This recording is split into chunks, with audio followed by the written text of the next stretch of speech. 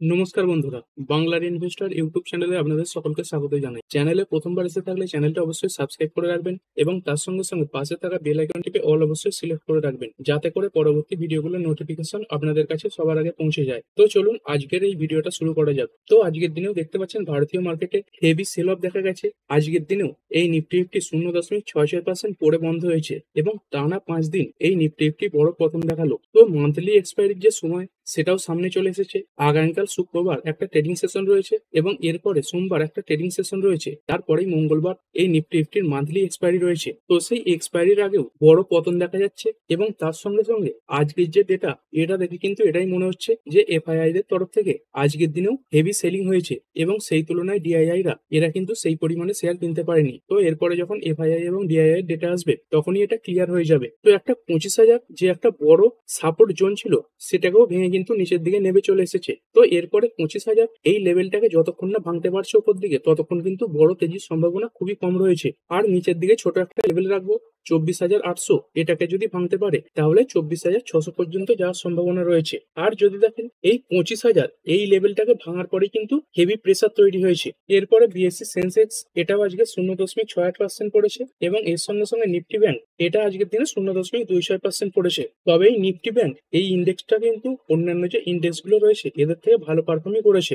যদিও শেষের দিকে কিছুটা প্রেসার তৈরি হয়েছে। এরপরে যদি ওভারঅল মার্কেট দেখি, এই নিফটি নেক্সট ফিফটি এটা 0.75% ডাউন, নিফটি ব্যাংক এটা 0.26% পড়েছে, ফাইন্যান্সিয়াল সার্ভিসেস এটা 0.53% ডাউন, মিড ক্যাপ সিলেক্ট এটা পড়েছে 0.64%। এরপরে 100, 200, 500 এইগুলো দেখতে পাচ্ছেন 0.67% এর কাছাকাছি পড়া রয়েছে। মিড ক্যাপ 50, 100 এইগুলো সব 0.66% এর কাছাকাছি পড়া। স্মল ক্যাপ 100 পড়েছে 0.57%। তারপরে মিড ক্যাপ 150 এটা 0.66% পড়েছে। স্মল ক্যাপ 50 এটাও 0.32% পড়েছে। তো দেখতে পাচ্ছেন আজকের মার্কেটে লার্জ ক্যাপ, মিড ক্যাপ বা স্মল ক্যাপ কেউই কিন্তু ছাড় পায়নি, সবেতেই বড় বড় পতন দেখা গেছে। এবং যদি ওভারঅল মার্কেট দেখেন, ওভারঅল মার্কেটেরও পরিস্থিতি খুব খারাপ। দেখতে পাচ্ছেন 3,125 খানা স্টকের মধ্যে যেগুলো এনএসসি তে ট্রেড হয়েছে তাদের মধ্যে 2,123 খানা আজকে ডাউন হয়েছে এবং 912 খানা কিছুটা পজিটিভিটি দেখিয়েছে। এবং যদি সেক্টর ওয়াইজ দেখি, নিফটি অটো এটা 0.92% ডাউন, ফাইন্যান্সিয়াল সার্ভিসেস এটা 0.72% পড়েছে, এফএমসিজি এটা 0.49% ডাউন, নিফটি আইটি এতেও বড় পতন দেখা গেছে, 1.2% পড়েছে,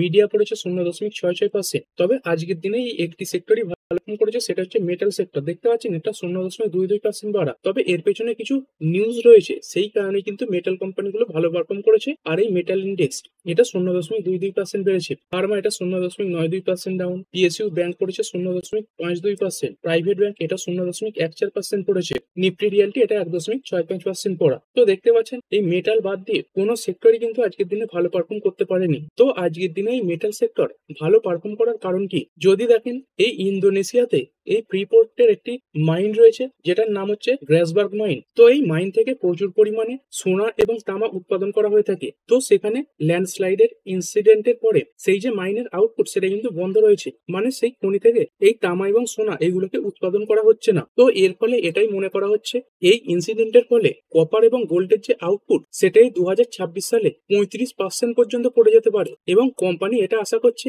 এই ইনসিডেন্টের পূর্ববর্তী অবস্থায় ফিরে আসতে 2027 সাল পর্যন্ত সময় লাগবে। মানে বুঝতে পারছেন প্রায় 1 থেকে 1.5 বছর এই যে উৎপাদন সেটা ব্যাহত হবে। তো এর ফলে এর যে প্রতিদ্বন্দ্বী কোম্পানিগুলো রয়েছে, যেমন ইন্ডিয়ান মেটাল কোম্পানিগুলো যারা এই মেটাল উৎপাদন করে, তাদের জন্য কিন্তু পজিটিভ ব্যাপার। তো এই কারণে দেখতে পাচ্ছেন এই পুরোপুরি কপার সেগমেন্টে কাজ করা কোম্পানি হিন্দুস্তান কপার এটা 6.25% বেড়েছে। তারপরে এই মেটাল রিলেটেড কাজ করা কোম্পানি বেদান্ত লিমিটেড এটা 3.08% বাড়া, এই কোম্পানিটাও এই কপার উৎপাদনের জন্য কাজ করছে। তারপরে হিন্দুস্তান জিঙ্ক এটাও 3.32% বাড়া রয়েছে। এবং এর সঙ্গে সঙ্গে যদি দেখেন গোল্ডের যে দাম সেটাও কিন্তু একদম অল টাইম হাইয়ের কাছে চলে গেছে। এরপরে যদি ওভারঅল ডিফেন্স সেক্টর নিয়ে কথা বলি, তো ডিফেন্স সেক্টর নিয়ে বড় কিছু পজিটিভ নিউজ কিন্তু সামনে আসছে। তো এখানে দেখতে পাচ্ছেন PM Modi আনভিলস Indo Russian defence equipment production initiative, মানে ভারত রাশিয়ার সঙ্গে মিলে ডিফেন্সের যে ইকুইপমেন্ট বা ডিফেন্সের সামগ্রী সেগুলো কিন্তু তৈরি করবে। তো এর ফলে ইন্ডিয়ার যে ডোমেস্টিক ডিফেন্স ম্যানুফ্যাকচারিং সেটা কিন্তু বুস্ট পাবে। তো এর ফলে ইন্ডিয়ার কোন কোন কোম্পানিগুলো সব থেকে বেশি সুবিধা পাবে দেখতে পাচ্ছেন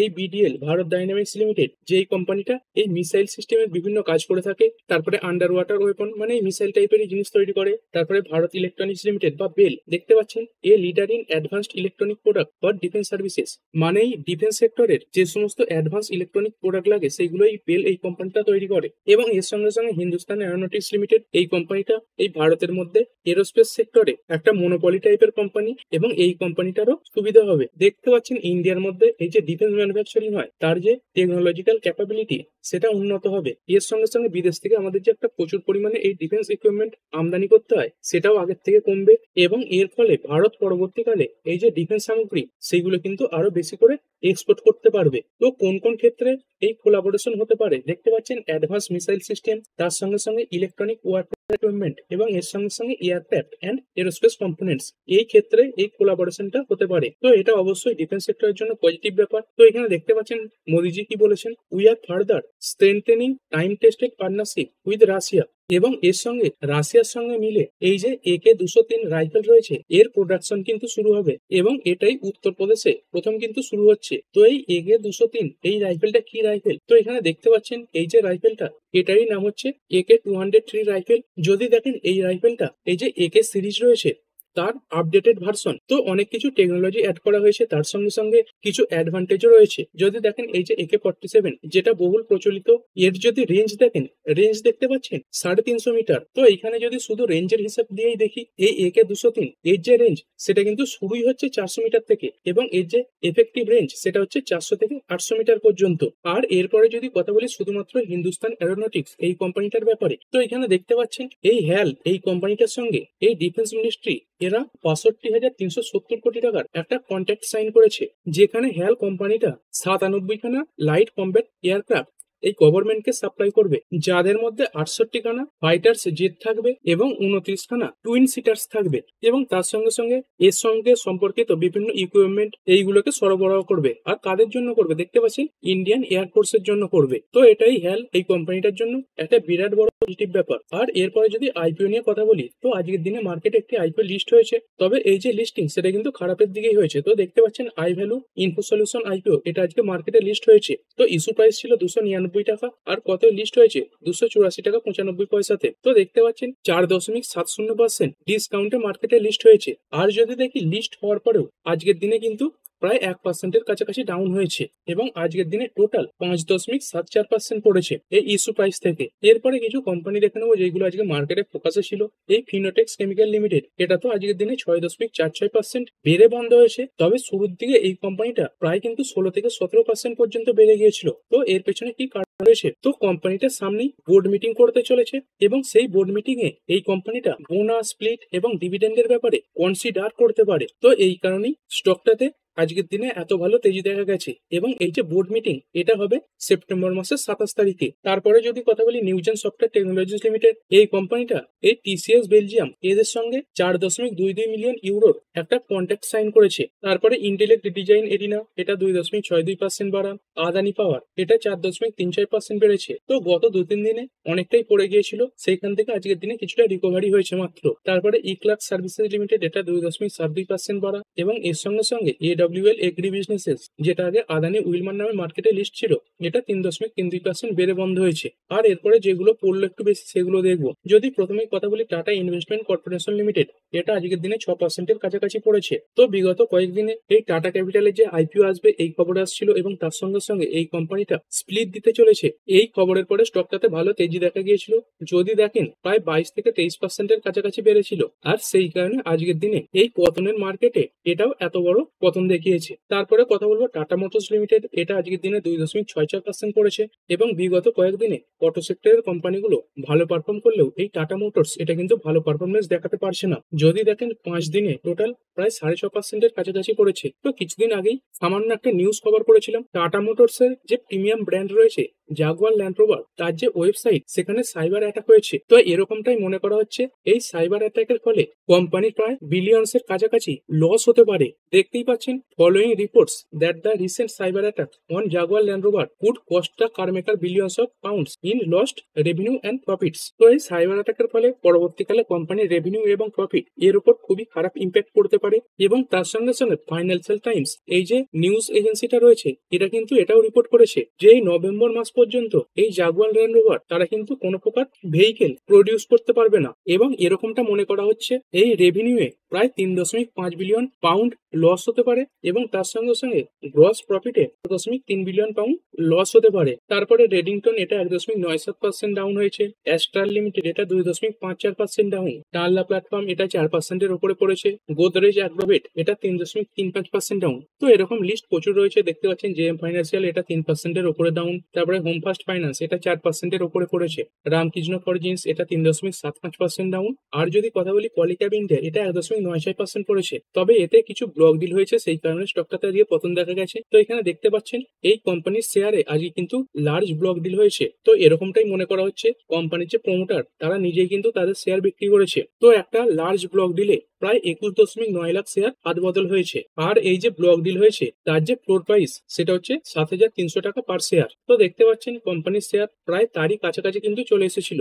আর এরপর যদি নিফটির কথা বলি, আজকের দিনে 43টা কোম্পানি নেগেটিভে বন্ধ হয়েছে এবং 7খানা কোম্পানি পজিটিভে বন্ধ হয়েছে। তো দেখতে পাচ্ছেন দিনের পর দিন এই যে নিফটির শেয়ারের পতনের সংখ্যা সেটা কিন্তু বেড়ে যাচ্ছে। বলতে পারেন একটা বাড়া শেয়ারের সামনে প্রায় কিন্তু 6খানা পড়া শেয়ার রয়েছে। এবং সেন্সেক্সও দেখতে পাচ্ছেন এই 30খানা শেয়ারের মধ্যে মাত্র 5খানা শেয়ার পজিটিভে বন্ধ হয়েছে এবং বাকি 25টা শেয়ার আজকের দিনে নেগেটিভে বন্ধ হয়েছে। আর এই নিফটির মধ্যে কোনগুলো ভালো পারফর্ম করলো চলুন দেখে নিই। বেল এটা 2.07% বেড়েছে। তো এই ডিফেন্স নিয়ে যে সমস্ত নিউজ এসেছে তার কারণে কিন্তু বেল বেড়েছে। তারপরে হিরো মোটোকর্প এটা 1.51% বাড়া। তারপরে হিন্ডালকো এটা 0.80% বেড়েছে। ওএনজিসি বেড়েছে 0.49%। অ্যাক্সিস ব্যাংক এটা 0.35% বেড়েছে। আর পড়লো কোনগুলো তো দেখতে পাচ্ছেন পড়া শেয়ারের মধ্যে রয়েছে ট্রেন্ড এটা 3.61% ডাউন। তারপরে পাওয়ার গ্রিড এটা 3.10% ডাউন। টাটা মোটরস পড়েছে 2.64%। টিসিএস এটা 2.55% পড়েছে এবং এশিয়ান পেন্টস এটা 2.17% ডাউন হয়েছে। তো দেখতে পাচ্ছেন পড়া শেয়ারের যে পার্সেন্টেজ রয়েছে সেগুলো কিন্তু পাড়া শেয়ারের থেকে অনেকটাই বেশি। সব থেকে বেশি যেটা পড়েছে সেটা 3.61%। আর যেটা বেড়েছে সেটা দেখতে পাচ্ছেন মাত্র 2%-এর কাছাকাছি। তো এই ভিডিওটা এখানেই শেষ করছি। পরবর্তী ভিডিওতে আরো কিছু স্টক স্পেসিফিক আলোচনা করা হবে। তো ঠিক আছে বন্ধুরা, আশা করছি ভিডিওটা আপনাদের ভালো লেগেছে। আপনি চাইলে এটাকে লাইক এবং শেয়ার করতে পারেন।